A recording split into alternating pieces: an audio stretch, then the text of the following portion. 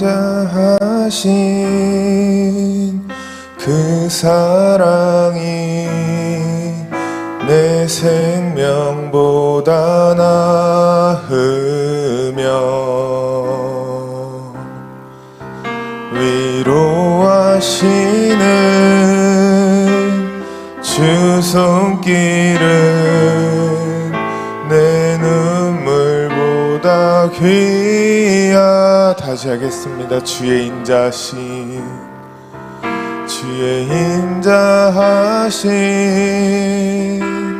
그 사랑이 내 생명보다 나으며 위로하시는 주 손길은 내 눈물보다 귀하. 변함이 없는 주 임재가 내 근심보다 가깝고 주님을 이신 그 보혈은 내 상처보다 진하다. 결국 내 주님과 함께 사는 것 나의 영원한 소원. 주의 아름다움 안에 사는 것 나의 영원한 길. 결국 내 주님과 함께 사는 것 나의 영원한 소원. 주의 아름다움 안에 사는 것 나의 영원한. 처음부터 하겠습니다. 주의 인자하신 그 사랑, 주의 인자하신 그 사랑이 내 생명보다 나으며 위로하시는 주 손길은 내 눈물보다 귀하. 변함이 없는 주 임재가 내 근심보다 가깝고 주님을 이신 그 보혈은 내 상처보다 진하다. 결국 내 주님과 함께 사는 것 나의 영원한 소원. 주의 아름다움 안에 사는 것 나의 영원한 길. 마지막으로 하겠습니다. 결국 내 주님과 함께 사는 것 나의 영원한 소원. 주의 아름다움 안에 사는 것 나의 영원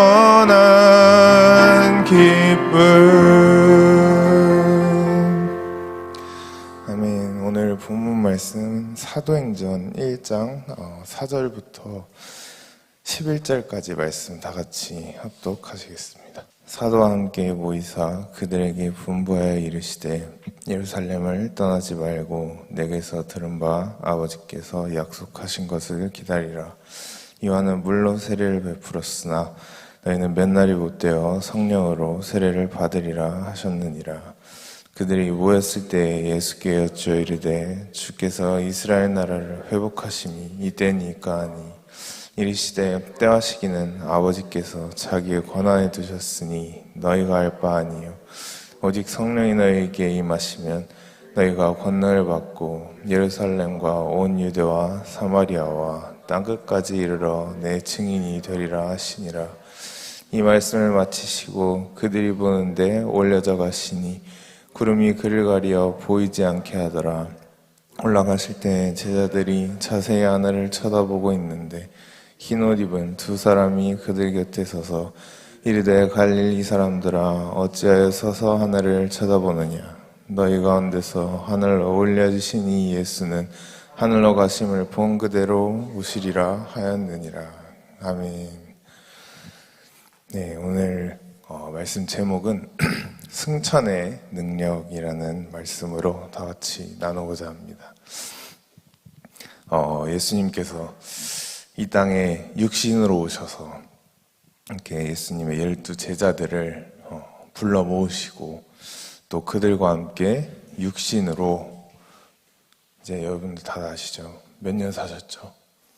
육신으로, 육신의 예수. 네, 3년 반. 네.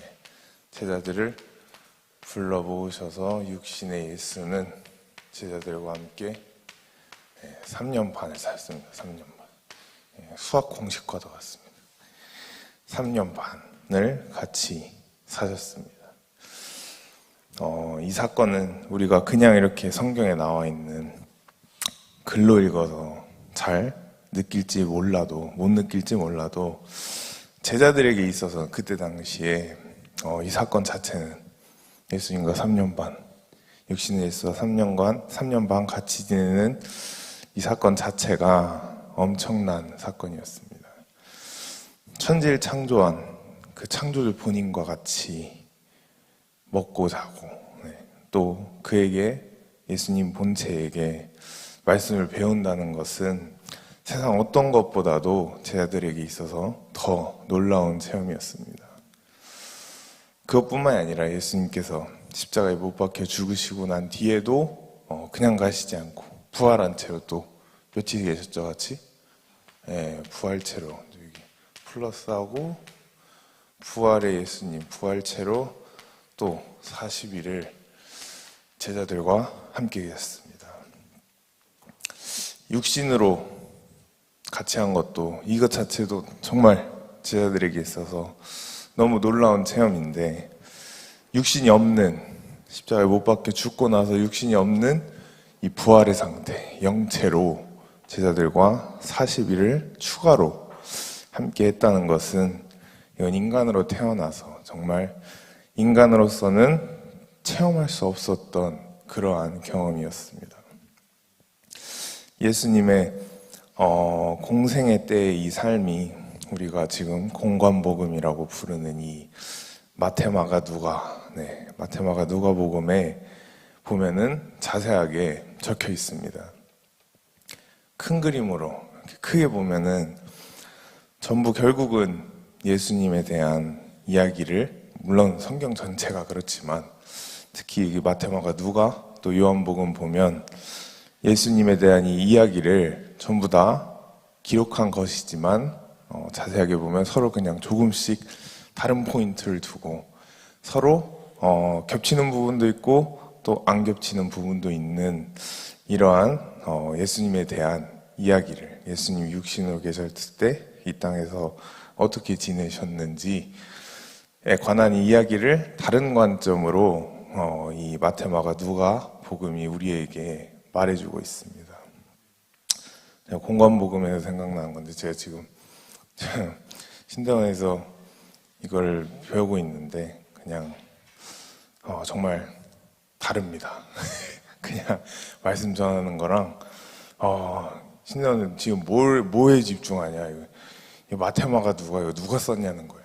예, 누가 썼고, 이거 어떻게 쓰였고, 뭐 이거 쓰는데 약간 뭐가 또 무슨 요소가 있었고, 뭐가 뭐 끼어들어 있고, 전 들으면서 그게 도대체 뭐가 중요한가.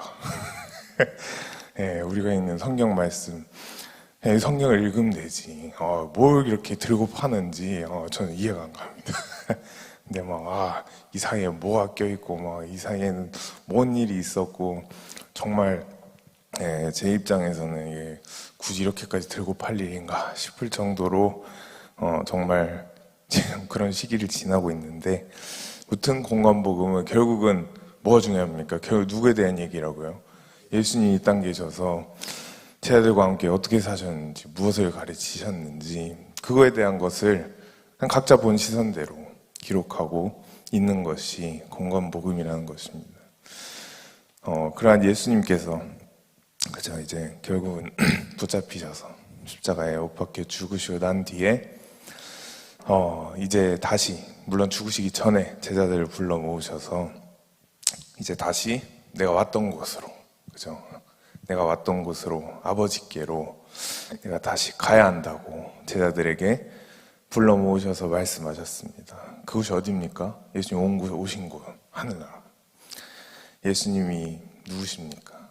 천지를 창조하셨던, 창세기 1장에 빛이 있으라 하셨던 그 분이 그냥 하나님의 본체로 이렇게 사람들에게 가까이 와 보니까 서로 만날 수가 있었어요, 없었어요?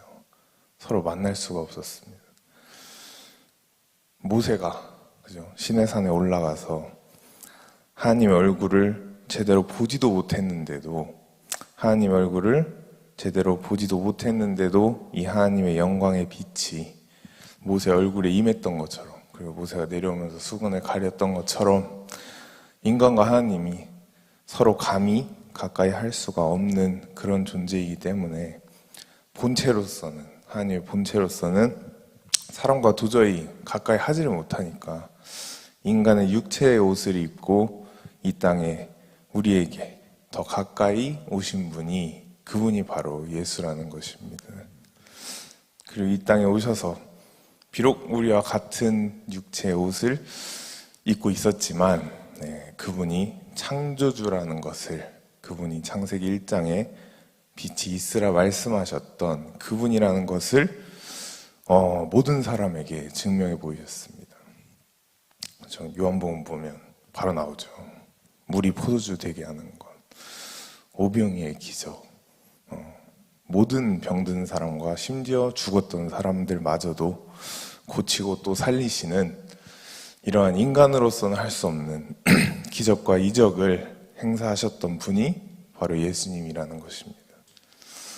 이건 사도행전뿐만이 아니라 제가 계속해서 예수가 누구인지를, 예수가 누구인지를 반복해서 말씀드리는 이유는, 여러분들이 교회를 그냥 다닌다고 해서 다른 사람들이, 예를 들어 세상 사람들이, 아니면 여러분들 친구가 네가 맨날 믿는 그 예수가 도대체 누구냐, 뭐하는 사람이냐, 이렇게 여러분들이 그냥 툭 찌르고 물러봤을 때 여러분들이 예수님? 잠깐만 기다려봐요. 가방에 성경이 있는데 잠깐만 5분만 줘. 내가 정리해서 말해줄게. 이러면 안 된다는 거예요. 그죠? 여러분들이 아무런 생각하지 않아도 바로 그냥 여러분들 머릿속에서 무의식적으로 그냥 예수 하면은 누구인지, 그 예수에 관한 설명과 이 말씀이 바로바로 생각하지 않고 바로 입에서 튀어나올 수 있게, 그렇기 때문에 그렇게 만들기 위해서 제가 계속 예수가 누구인지를 계속 반복하고 또 강조하고 있습니다. 이러한 예수님께서, 그죠? 창세기 1장에 이러한 예수님께서 제자들과 함께 사시다가 갑자기 하늘나라로 가신다고 하니 제자들의 입장에서는 꼭 부모가 어린아이, 요셉 같은 저런 어린아이를 그냥 버리고 떠나버리는 것과도 같은 그런 느낌을 받았다는 것입니다. 평생, 그죠? 예수님이라는 이런 3년 반 동안, 그리고 예수님이라는 이런 정말 부모님 같은 존재, 이분 하나만 믿고 따라오다가 어느 순간부터 지금은 부모 없는 정말 고아의 신세가 되기 일보 직전에 처해 있던 것이 바로 제자들이었습니다. 그렇지만 예수님께서는 성경에도 나와 있듯이, 또 오늘 본문 말씀에도 나와 있듯이 너희를 고아와 같이 버려두지 아니하시고 보혜사 성령을 우리에게 약속해 주시고 하늘나라로 승천하셨습니다. 그렇게 약속하신 것을 제자들이 이루시기 위해서 예수님께서 감람산에 승천하시기 전에 이렇게 500명의 이런 제자들을 불러 모으시고 난 뒤에 그곳에서 하늘로 승천하시는 모습을 제자들 앞에서 친히 보여주셨습니다. 예수님께서 하늘 위로 승천하실 때 구름을 타고 승천하셨는데 제자들을 밑에서, 오늘 말씀에 나와 있죠, 자세히 밑에서부터 예수님이 올라가신 이 장면을 자세히 봤다고 기록하고 있습니다. 정말 얼마나 슬픈 눈, 얼마나 아련한 눈으로 바라봤겠습니까? 자신이 평생 믿고 살아오던 그분이 지금 하늘 위로 올라가고 있는데 얼마나 정말 슬프고 뭔가 인생 잃은 그런 표정으로 쳐다봤겠습니까?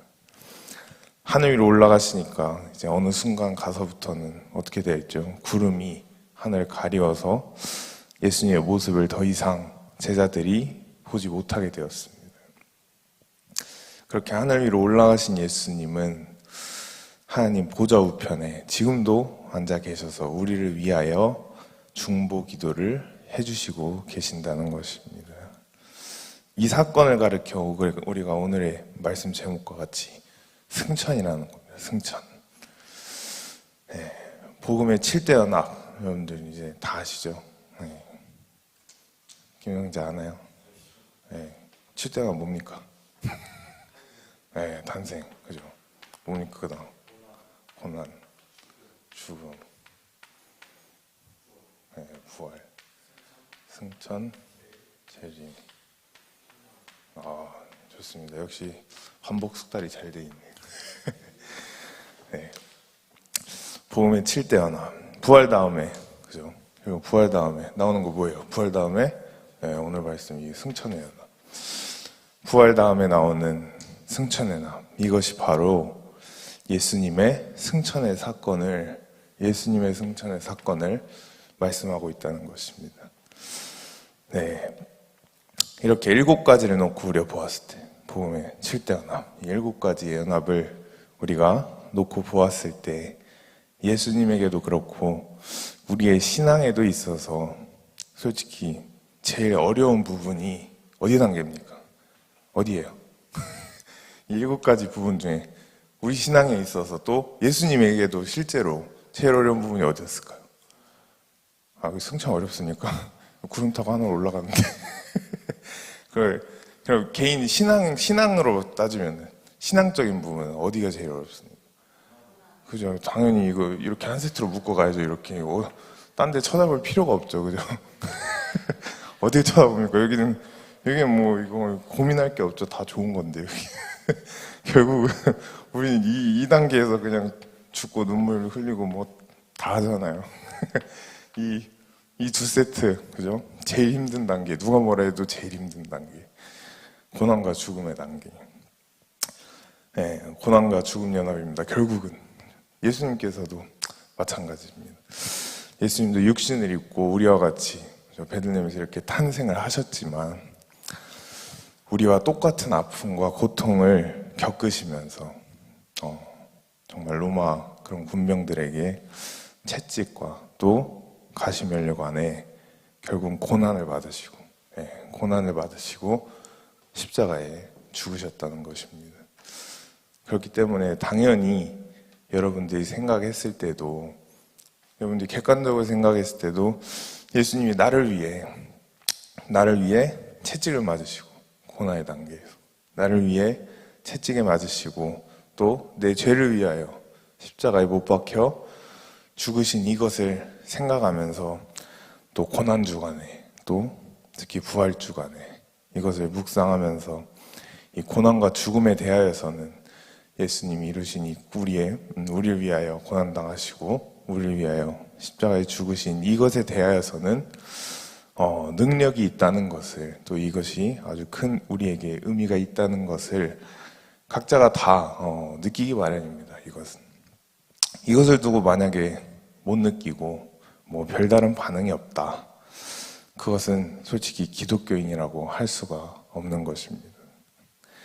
예수님이 누구를 위해 채찍을 맞으셨습니까? 나를 위해.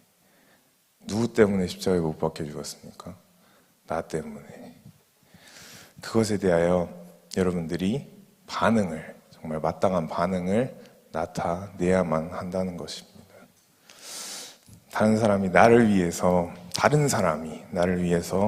희생을 하고, 또 나에게 약간 선의를 베푸고, 혹은 나에게 정말 다른 사람이 잘해준다면 그것도 기억하고, 또 우리는 그거에 대한 감사한 반응을 나타내요, 안 내요?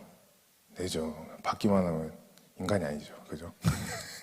다른 사람이 나에게 잘해주고 선의를 베풀고 나를 위해 희생한다면 나도 뭐라도 해주려 하잖아요. 인간적으로.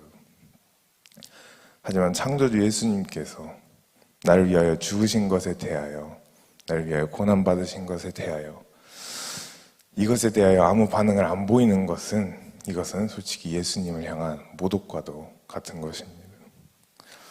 여러분들은 예수님의 십자가 죽음 앞에 마땅한 반응을 보이시는 모두가 되시기를 축복합니다. 하지만 문제는 이 고난과 죽음, 이 앞에서 제가 말씀드렸다시피 이 두 세트는 예수님이 하신 이 당하신 고난, 예수님이 십자가에 못 박혀 죽으신 이 죽음 앞에서는 당연히 반응을 나타내고, 혹은 이 두 가지의 사건에 대해서만 정말 큰 능력, 큰 의미가 있고 또 나타나는 줄로 생각하는 사람들이 생각보다 많다는 것입니다. 하지만 사실은 그렇지 않습니다. 복음의 7가지 사건들, 여기에 있는 사건들이, 물론 제가 이렇게 쳐놓기는 했지만 여기에 있는 사건들 모두가 다 능력이 있다는 것입니다. 그래서 오늘 말씀의 제목인 승천의 능력이라는 말씀을 제가 전하고 있는 것입니다. 승천은 고난과 죽음 전이에요, 후예요? 후죠. 그죠? 여기 있잖아요, 승천. 고난과 죽음 후죠. 이거 모르시면 안 됩니다. 자, 앞에 이렇게 친히 그려놨는데 이거 모르시면 큰일 납니다. 승천은 당연히 고난 당하고 죽고 나서 부활 후에 승천을 해야죠. 인간으로서 승천은 큰일 나죠. 고난과 죽음 후에 오는 것이 승천입니다. 승천. 뿐만이 아니라 모든 복음의 사건들은 무엇이 있다? 그냥 다 각자의 이 말씀마다 능력이 있다는 것입니다. 탄생의 연합. 탄생의 연합 보십시오. 예수님이 마리아의 배를 빌려 성령으로 성육신하여 육신의 옷을 입고 우리와 같은 인간의 옷을 입고 이 땅에 오신 것 그 자체만 보더라도 이건 기적입니다. 그 자체가 기적이고 그 자체가 능력이라는 것입니다. 어떻게 창세기에 나왔던 그 창조주가 인간으로 이 땅에 오겠습니까, 여러분? 말이 안 되는 일입니다. 그렇기 때문에 탄생의 연합부터 우리는 기적이라고 하는 것입니다. 아무 죄도 없는 이 창조주가 기적으로 이 땅에 육신의 옷을 입고 와서 자신이 지은, 자신의 손으로 만든 인간들에게 채찍을 맞고 조롱당하는 것이 말이 되는 일입니까? 고난 단계에서. 예수님께서 또 채찍에 맞으실 때 정말 별다른 반응을 보이지도 않으시고 그냥 묵묵히 고난을 당하신 것 이 자체가 기적이라는 것입니다. 고난 당한 걸로 끝난 것이 아니고 십자가에 결국엔 못 박혀 죽으신 것, 하늘에 있는 솔직히 천군 천사들을 정말 그때 당시 불러가지고 말씀 한마디로 그 자리에 있는 로마 군인들 그냥 싹 쓸어버릴 수도 있었을 텐데, 그죠? 히스기야처럼. 1,300만 내려와도 18만 명이 죽는데 다 쓸어버릴 수도 있음에도 불구하고 십자가에 그냥 못 박혀 죽으신 이것 자체가 기적이라는 것입니다. 죽은 것으로 끝난 것이 아닙니다. 우리의 부활을 위하여, 우리의 부활을 위하여 죽은 자들의 첫 열매가 되어주시기 위하여 무덤을 이기시고 또 부활하신 그 사건이, 부활의 사건, 이것이 능력이라는 것입니다. 예수님이 만약에 십자가에 죽어서 부활을 하지 않으셨다면 우리도 과연 죽어서 부활을 할 수 있어요, 없어요? 없다는 것입니다. 하지만 예수님께서는 우리가 나중에 죽어서 어떻게 부활하게 되는지 본인께서, 예수님 본인이 친히 우리에게 먼저 보여주신 것입니다. 우리가 4월 달에 이렇게 부활주일이 되었을 때만, 또 미국은 이렇게 막 이스터 되면 막 달걀 먹고 그러는데, 부활주일이 되었을 때만 예수님의 부활의 사건을 막 말씀하고 또 막 찬양하고 이렇게 하는 것이 아니라 평상시에도 정말 매일같이 예수님의 이 부활의 사건의 이 능력을 우리가 또 전하고 듣는 여러분들이 되시기를 축복합니다. 그렇게 부활하시고 난 뒤에 오늘 본문 말씀처럼 구름 타시고 하늘 위로 승천하신 것이 도대체 우리에게 있어서 이것이 왜 능력의 사건인지를 말씀을 드리겠습니다. 예수님의 승천하시는 이 사건을 가르쳐 사도 바울은 히브리서 8장에 예수님께서 하늘 지성소로 올라가셨다고 말씀하고 있습니다.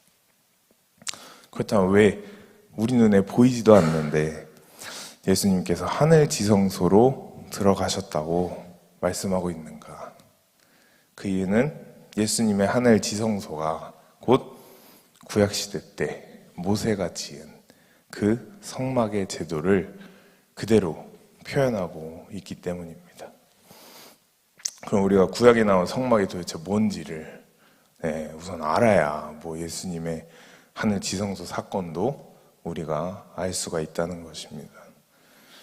구약시대 때 모세가 지은, 그죠? 모세가 시내산으로부터, 시내산에서 하나님께로부터 받은, 성령으로 받은 성막 있죠, 성막. 지성소 있고, 밑에, 그죠? 성소 있고, 가기 전에 뭐 있습니까? 물도 번제단. 여기 성막 문 있고. 이게 모세가 하나님께로부터 받은 성막의 제도입니다. 이 성막 안에는 누구만 들어갈 수 있었어요? 아무나 못 들어갑니다. 딱 대제사장 그 한 명만 들어갈 수 있는 권한이 있었습니다. 그냥 아무나 들어가서 여기서 그냥 날뛰다가 또 실수로 이거 지성소 한번 열었다가는 이 세상 사람이 아닙니다. 바로 하나님께서 불러가십니다. 그러면 대제사장이 이 성막 안으로 들어가서 하나님과 만나기 전에, 지성소에 계신 이 하나님과 만나기 전에 밖에서 기다리고 있는 이 수많은 이스라엘 백성들, 이 앞에뿐만 아닙니다. 이거 여러분들 보시면 이스라엘 항상 성막 중심으로, 구약시대 때 보면 성막 중심으로 12지파가 다 이렇게 진을 치고 살았기 때문에 여기 동서남북으로 이렇게, 그죠? 세 지파씩 이렇게 4군데 진영으로 항상 진을 치고 살았습니다. 그러면은 제사장이 성막 안으로 하나님 만나기 전에, 들어가기 전에는 여기 앞에 서 있으면은 여기 있는 각 지파 사람들이 다 성막 앞으로 구름대처럼 모여 있게 됩니다. 이스라엘 백성들은 성막 앞에 이렇게 구름대처럼 다 모여가지고 전부 다 자기 자신들의 인생의 문제들, 인생의 고민거리들을 가지고 기다리고 서 있게 됩니다. 어떤 사람은 그때 당시에 농사를 짓는데 열매가 안 맺혀. 그리고 고라니 같은 이런 애들이 와서 다 먹어버리고.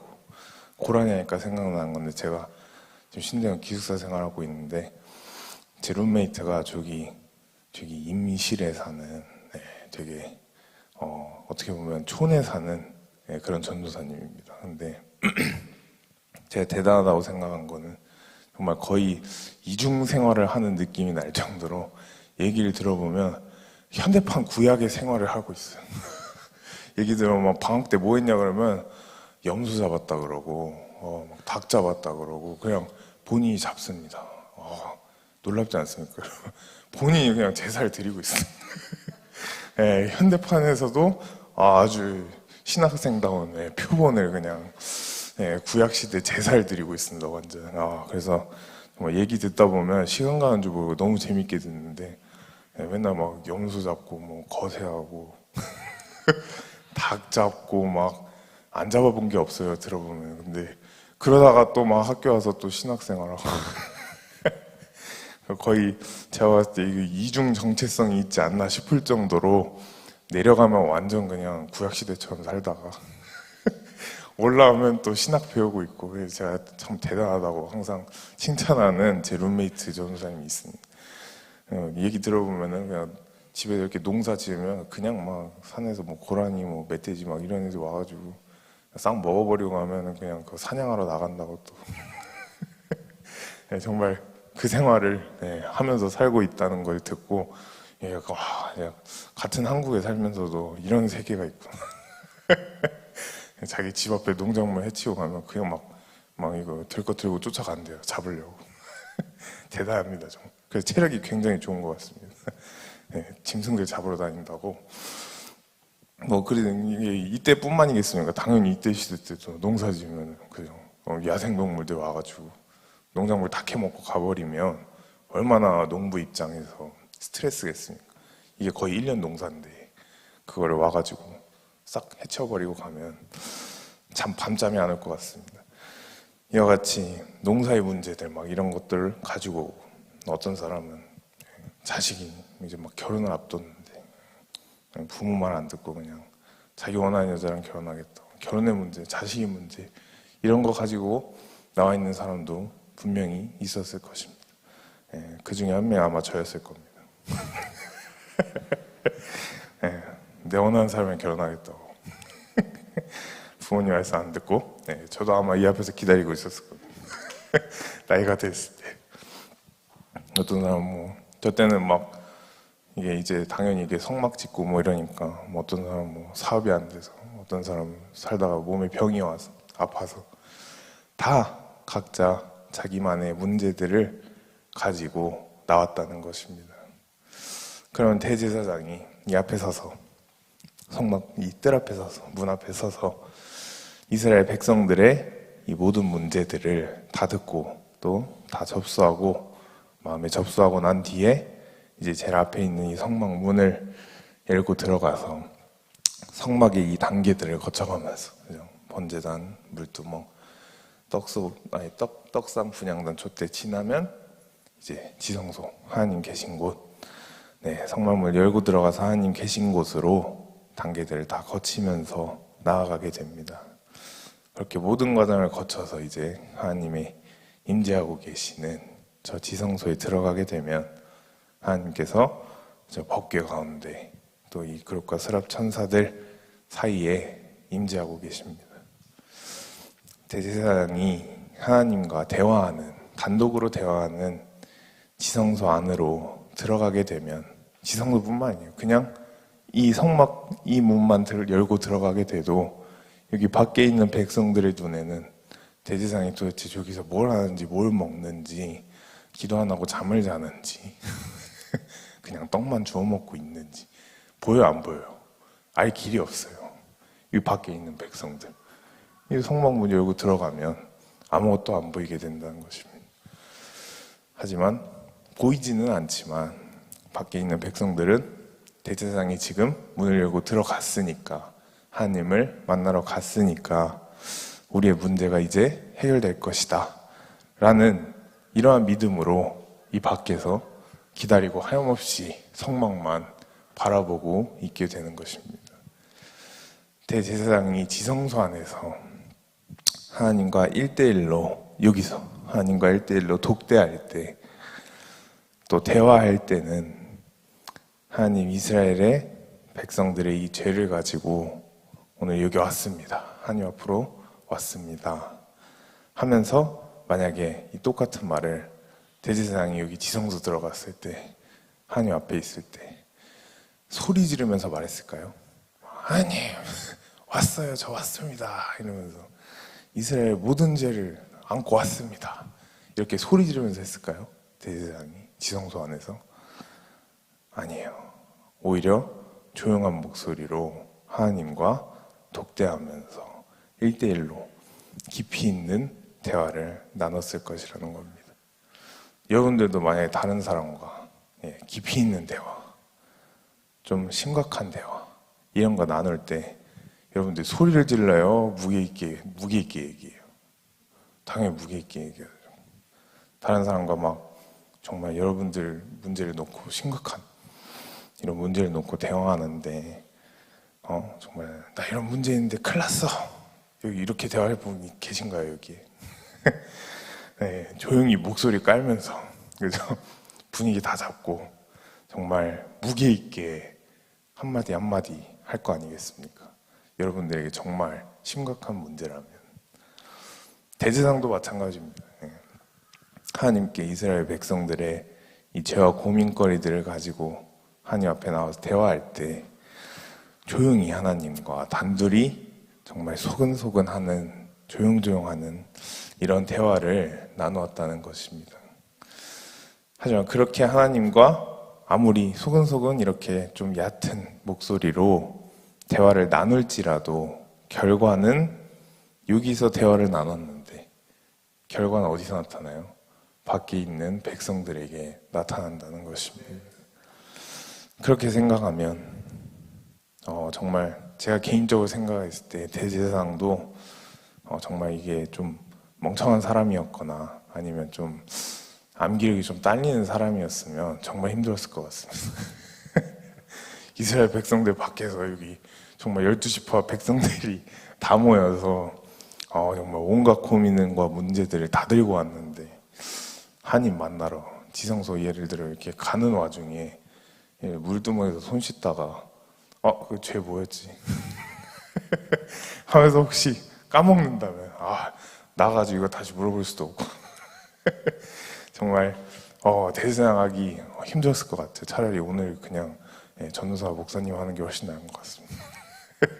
이때 대제사장 했으면 여기 죄야 문제도 언제 다 기억합니까? 이거 써서 갈 수도 없고 저거를 그렇게 대제사장이 하나님 앞에 백성들의 고민거리들을 정말 하나하나씩 다 기억해서 여기 들어가서 하나님 앞에 말할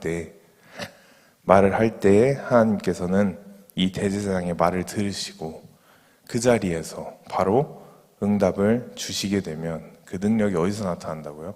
성막 안에서 밖에서 누구에게? 이스라엘 백성들에게 나타났다는 것입니다.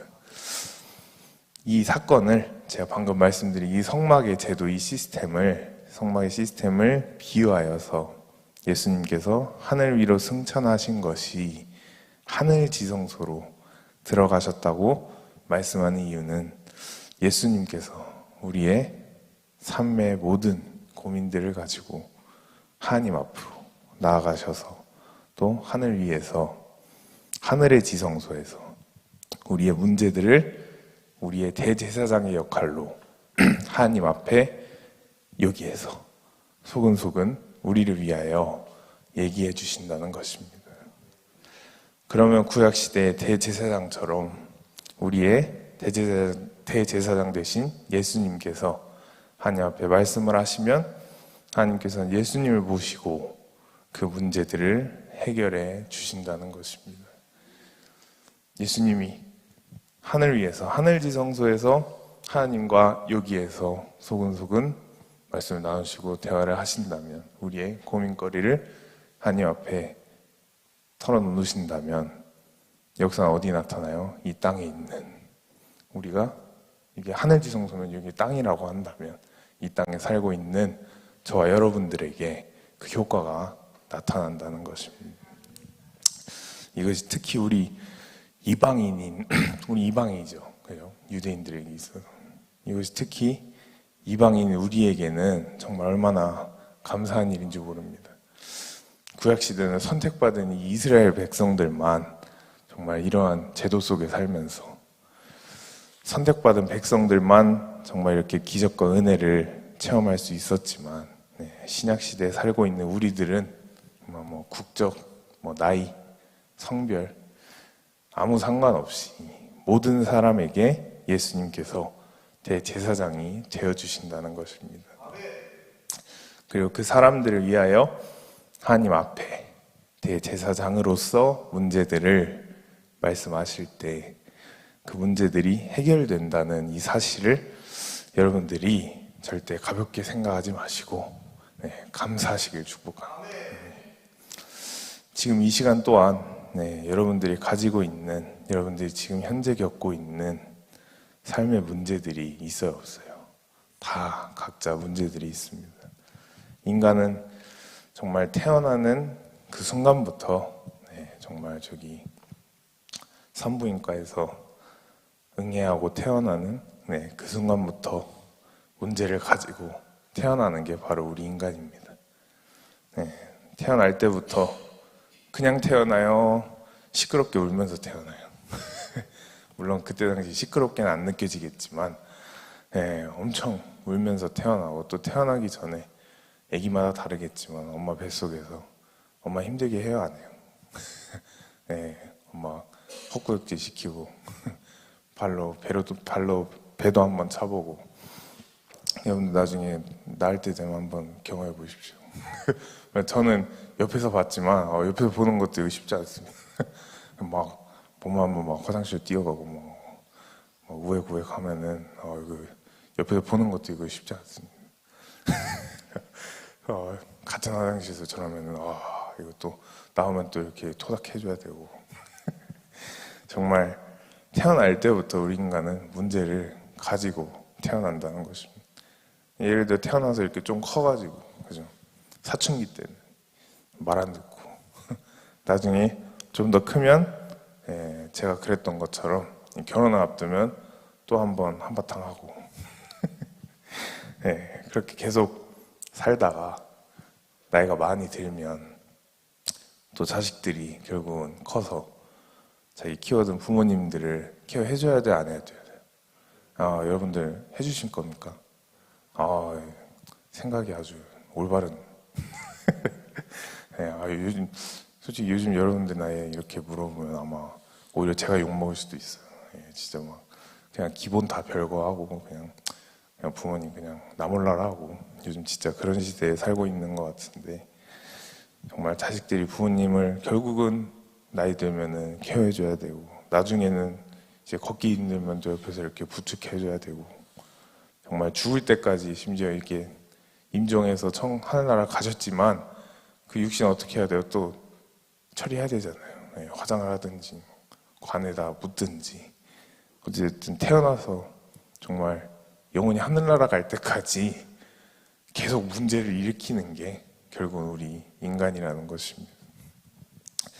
그렇기 때문에 인간은 태어나서 죽을 때까지 살면서 모든 것들이 결국은 다 문제투성이라는 것입니다. 이렇게 저와 여러분들이 평생 살면서 우리가 겪어야 할 이 모든 문제들을 예수님께서 아실까요? 모르실까요? 아신다는 것입니다. 말을 하지 않아도 이미 알고 계시기 때문에 저와 여러분들이 문제들을 놓고 기도하는 것을 우리의 대제사장 되신 예수님께서 아시고 하나님께 문제를 해결해 달라고 친히 중보 기도를 해주신다는 것입니다. 그러니까 우리는 예수님을 믿고 따를 수밖에 없는 것입니다. 구약시대 대제사장이 백성들의 문제들을 가지고 성막 안으로 들어갔을 때 밖에서 기다리고 있는 사람들은 그 사람들의 마음을 여러분들이 생각한다면 기대하는 마음이었을까요? 아니면 그냥 멍하니 성막 보고 멍 때리고 있었을까요? 당연히 기대하는 마음을 가지고 있었을 것입니다.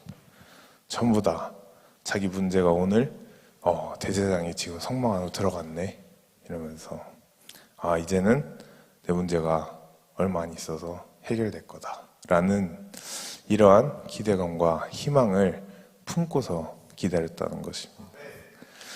오늘날도 마찬가지입니다. 우리가 정말 매일같이 예배 나오지만 매일 예배 드릴 때마다 그냥 형식적으로 또 습관적으로 성막이라고 한다면 그냥 십자가 보고 멍 때리지 마시고 저번 주 예배 드렸으니까 이번 주 또 예배 드리는구나 라는 이런 자세로 우리가 임하면 안 된다는 것입니다.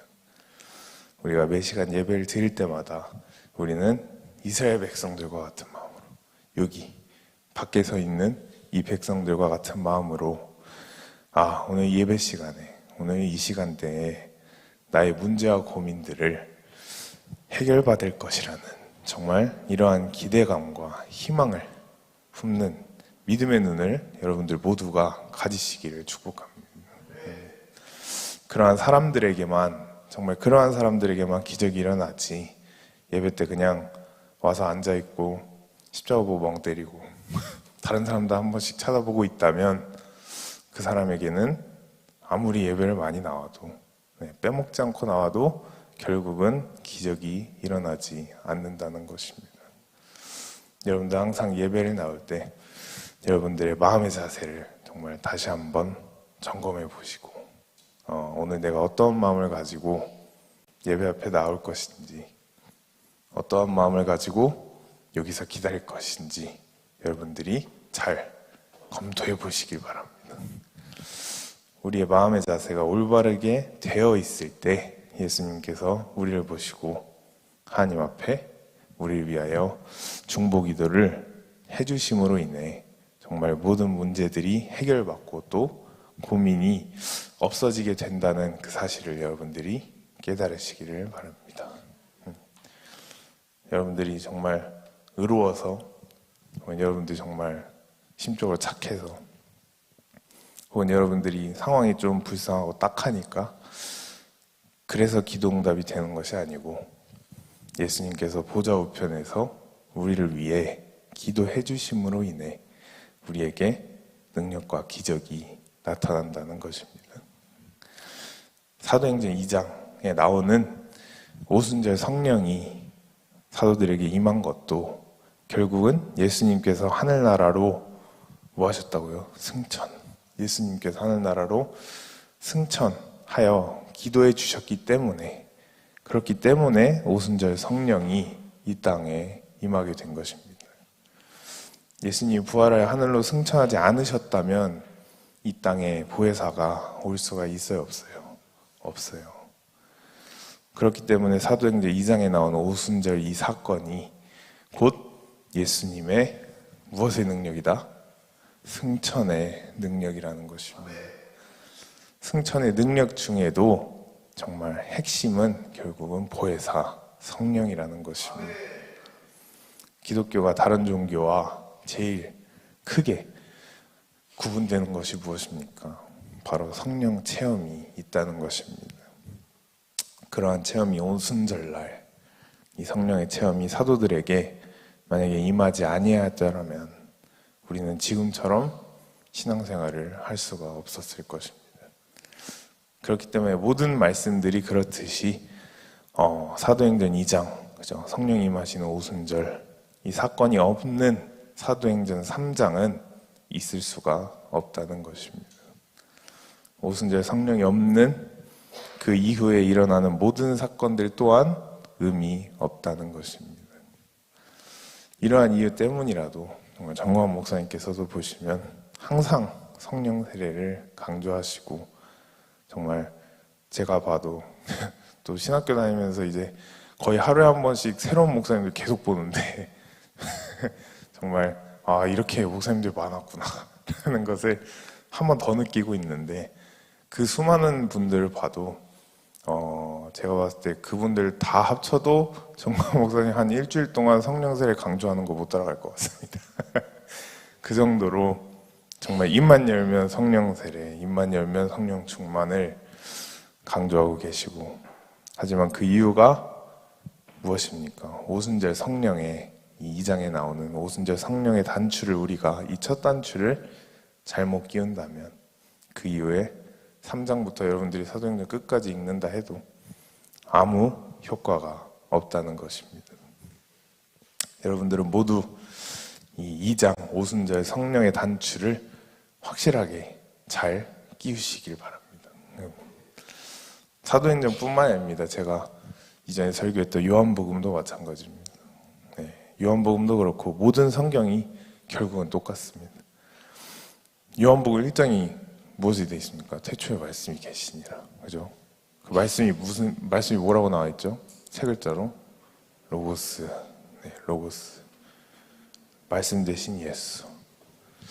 로고스가 무엇인지도 모르고 말씀이 무엇인지도 모르는 상태에서 또 내가 그 말씀을 체험하지 않은 상태에서 예수를 알 수가 있습니까? 불가능합니다. 요한복음 1장 자체가 이해가 안 된다는 것입니다. 1장이 이해가 안 된다면 그 위에 일어나는 2장부터 가나온인 잔치 하면서 쭉 나가죠.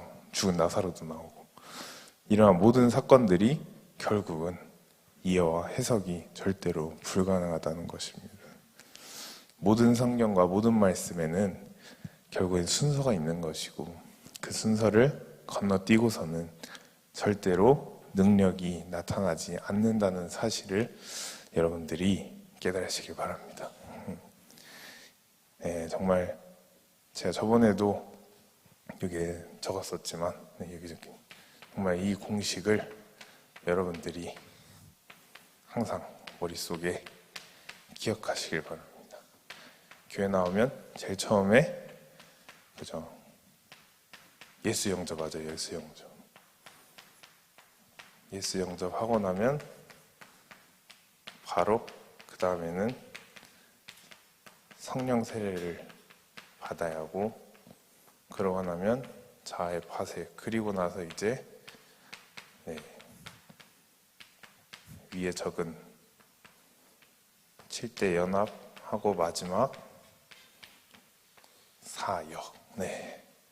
정말 이 공식을 여러분들이 칠판에 오늘은 거의 수학 수업 같네요. 다 공식인데 정말 정말 이거 제일 밑에 있는 거 양명희 간사도 어제 책상에다 붙이더라고요. 근데 너무 많이 붙여서 제가 좀 지금 시험에 들어가는데 저희 집 보시면은 정말 제 책상은 벽이 깨끗합니다. 양명희 간사 책상 보면 거의 도서관 처리가 할 정도로 벽이 그냥 빈 곳이 안 보입니다.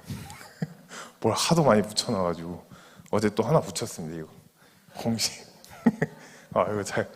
이거 자기 이거 공부해야 된다 하면서 어제 이거 하나 추가로 붙였는데 이제 공간이 거의 없을 것 같습니다. 여러분들에게 사도행전 2장의 오순절 성령의 체험이 뜨겁게 임하시기를 축복합니다. 성령 세례는 오순절날 한 번 임하고 정말 그때 이렇게 바람과 같이 한 번 임하고 지금은 없어진 것이 아니라 예수님이 이 땅에 재림하실 때 그때까지 그리고 지금까지도 성령 세례는 역사하고 있다는 사실을 여러분들이 믿으시길 바랍니다. 이 사실을 정말 부정하고 또 목사님들 중에서도 오늘날 이 시대는 새로운 성령 세례는 없다. 그냥 오순절 때 그때 한번 크게 왔던 그 성령 세례가 지금까지 그냥 이렇게 지속되어 오는 것이다. 라고 설교하는 목사님들도 있다는 것입니다. 심지어 신학교나 또 신학자들마저도 성령 세례 자체를 부인하는 사람도 있고 또 성령 세례를 믿어도 그것을 강조하지 않고 또 신학적인 책들만 제가 요즘 맨날 겪고 있는 거죠. 이따만한 두꺼운 성경보다 더 두꺼운 이런 신학적인 책들 자기들이 연구한 논문들 신학적 논문들 이러한 것들만 계속 가르치니까 정광 목사님께서도 그렇고 요즘 깨어있으신 목사님들이 전부 하나같이 말씀하시는 게 뭡니까? 신학이 무너졌다는 것입니다. 저번에도 말씀드렸듯이 오늘날 우리가 마귀 사탄을 정말 대적하고 이길 수 있는 제일 강력한 방법이 제일 유일한 방법이 우리가 무엇을 뜨겁게 체험하자? 성령 세례를 뜨겁게 체험하는 것입니다. 성령 세례 받지 않고 신앙생활을 할 수는 있습니다. 할 수는 있지만 그러한 신앙생활은 정말 너무 하기도 힘들고, 그리고 마귀는 오히려 그러한 신앙생활을 좋아합니다. 마귀는 좋아해요. 옆에서 굳이 그 사람을 건들 필요도 없습니다. 왜냐? 성령 세례를 받지 못한 사람은 마귀도 아는 것입니다. 이거를 거치지 못한 사람은 결국은 여기에 머물 수밖에 없는데, 말씀드렸죠. 건너뛰기는 없습니다. 이걸 거치지 못한 사람은 결국은 이 사람은 이 첫 단계에만 머문다는 뜻인데, 예수 영접하면 우리가 죽어서 천국은 가죠. 당연히 영생을 얻긴 얻지만 2단계에서만 머문다면 마귀에게 있어서 너무 쉬운 먹잇감, 너무 쉬운 장난감이 될 수밖에 없다는 것입니다. 정말 이런 식으로 사도행전 2장에 나오는 이 성령 세례를 여러분들 눈앞에서 감춰버리고 또 이 능력을 받는 것을 죽도록 싫어하는 것이 바로 마귀라는 것입니다. 여러분들 오히려 교회에서 예수 영접하고 마음이 뜨거워져서 교회에서 막 봉사하고 교회 계속 살고 이러는 거 마귀도 별로 크게 연연하지 않습니다. 왜냐? 아직 여러분들이 이거를 못 받았기 때문에. 하지만 마귀가 여러분들이 이걸 받는 순간 정말 죽도록 싫어한다는 것입니다. 여러분들 공산주의는 성령이에요, 마귀예요? 고민하시는 분 있으시면 안 됩니다. 그렇다면 교회를 다니면서도 그죠? 공산주의 혹은 이런 좌파들에게 투표하고 혹은 그들과 뜻을 함께하는 사람들을 보면 과연 정말 저 사람들이 진짜 이 단계를 거쳤는지, 과연 진짜 이것을 체험했는지 합당한 의심을 해볼 수밖에 없습니다. 왜냐하면 이것을 체험한 사람들은 절대로, 정말 절대로 그런 쪽으로 향할 수도 없고 또 끌릴 수도 없고, 오히려 돈을 지어줘도 이걸 체험한 사람은 절대로 그쪽으로 갈 수가 없다는 것입니다. 하지만 정말 심각한 것은 신학교마저도, 신학교 안에서도 교회를 다니면서도 심지어 사역자이면서도 미군 철수 외치고 있고, 혹은 종전협정, 우리는 평화롭게 북한과 그냥 손잡고 통일해야 된다 라는 것을 외친다. 그 사람의 신앙을 우리가 다시 한번 이것을 두고 생각을 해봐야 한다는 것입니다.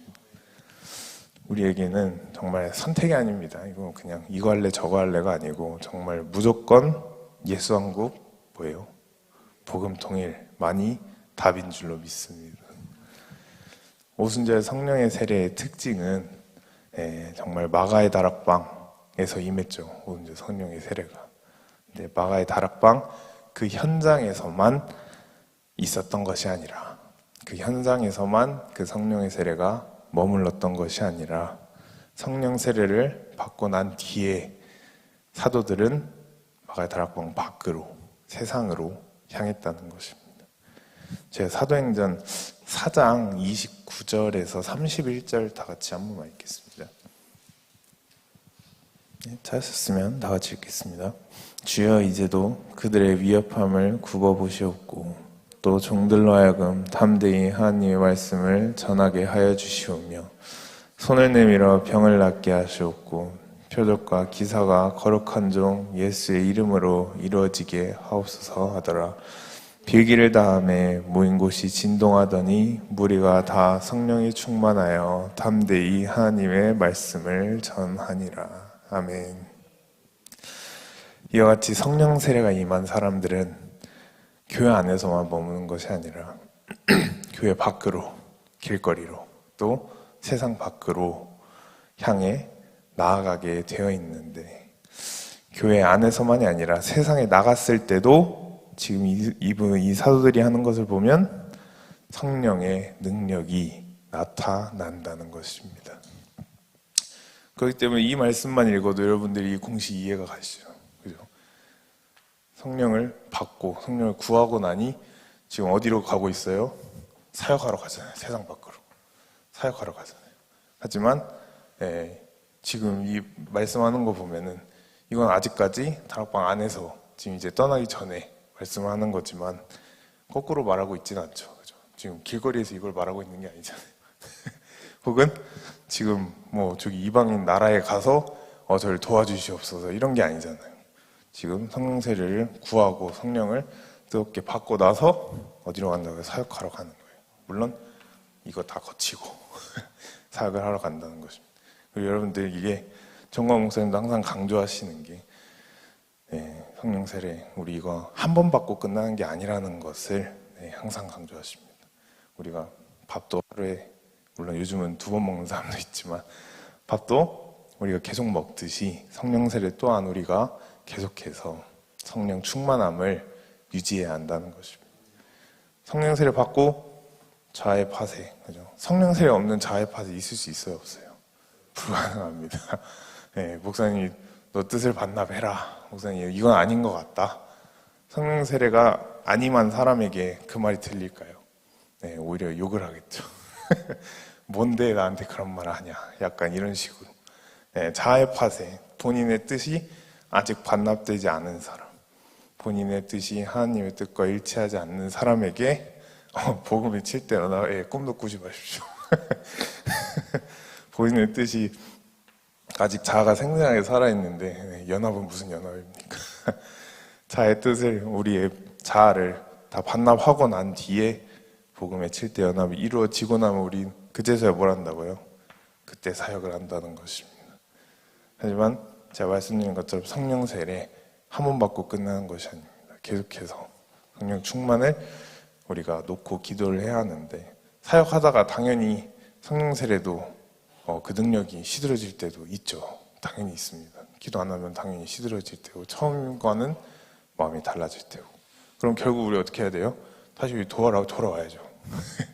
돌아와서 성령 세례 채우고 또 가고 이 사이클을 여러분들이 항상 기억하고 또 이 사이클을 유지해야 한다는 것입니다.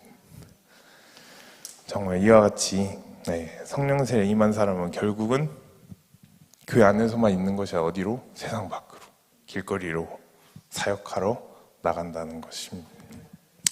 오늘 이 자리에 계신 여러분들 또한 여러분들이 교회 밖에서 지내는 모든 삶의 현장에서 정말 성령의 능력이 나타나시기를 축복합니다. 그러기 위해서는 우리가 뭘 해야 된다? 성령 세례 받아야 한다는 것입니다. 사도행전은 별거 없습니다. 4글자입니다. 성령 세례. 성경은 사도행전 성경은 좀 두꺼워 보일 수는 있지만 그냥 한 단어로 요약할 수 있습니다. 성령 세례입니다.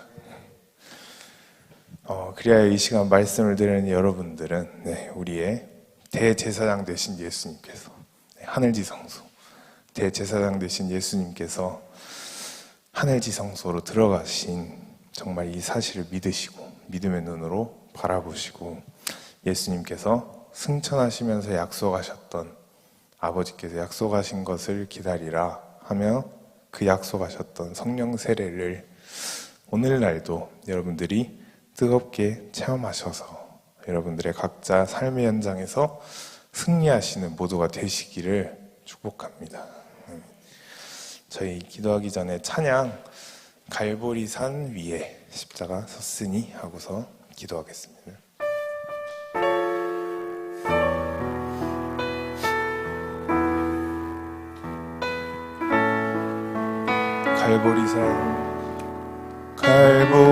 갈보리산 위에 십자가 섰으니 주가 고난을 당한 표라.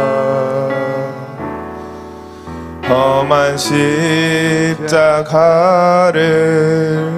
내가 사랑함은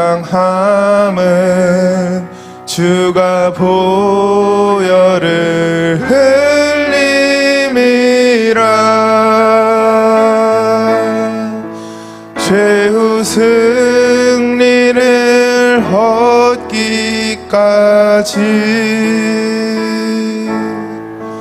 주의 십자가 사랑하리 빛난 면류관 받기까지 험한 십자가 붙들겠네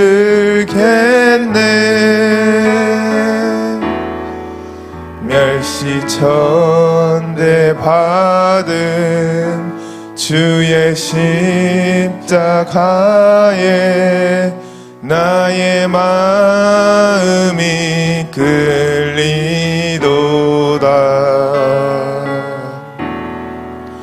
귀한 어린 양이 세상 죄를 지고 험한 십자가 지셨도다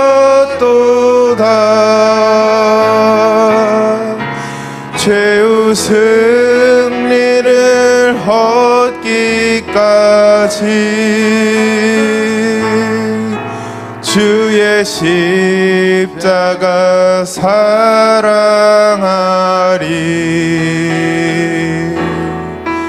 빛난 면류관 받기까지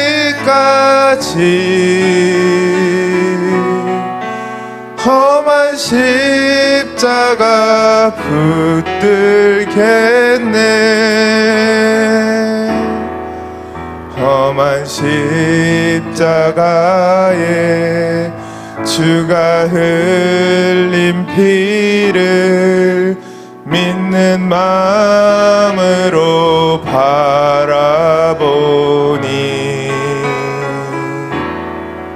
나를 용서하고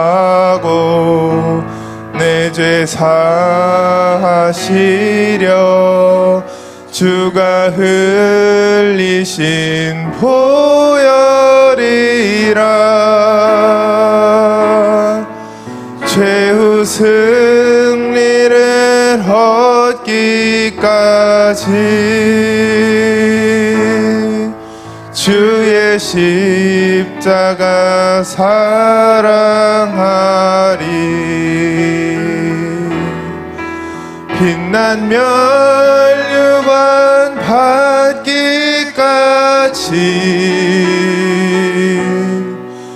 험한 십자가 붙들겠네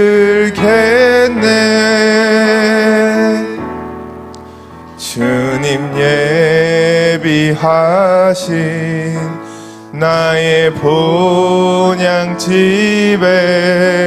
나를 부르실 그날에는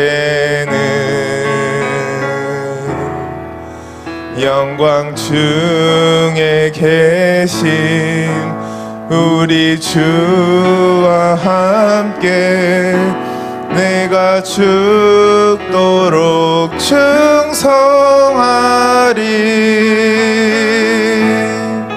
최후 승리를 얻기까지 주의 십자가 사랑하리 빛난 면류관 받기까지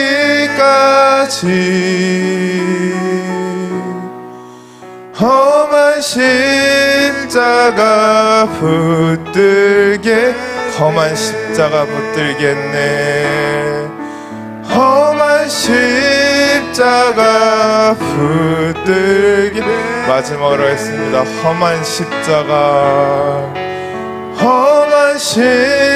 십자가 붙들겠네.